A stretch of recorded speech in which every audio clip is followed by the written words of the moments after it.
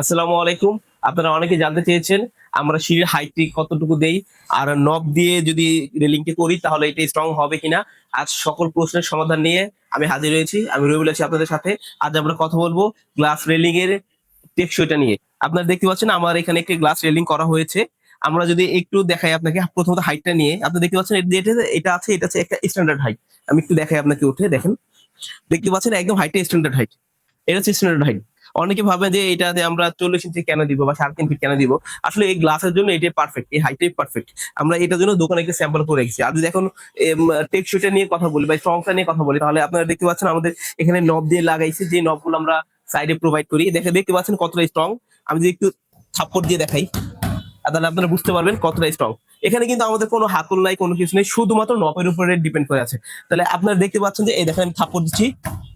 শব্দ পাচ্ছেন কতটা স্ট্রং, কোনো নড়চড় না, কোনো কিছুই হচ্ছে না।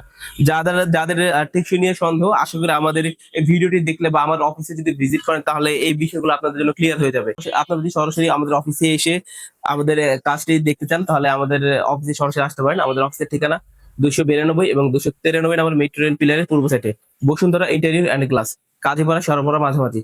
যাদের কনফিউজড যে নব দিয়ে কাজ করলে একটু ক্ষতি হতে পারে বা ভয় আছেন তারা চাইলে সরাসরি আমাদের অফিসে এসে কাজ দেখে তারপর ডিসাইড করতে পারেন। ধন্যবাদ।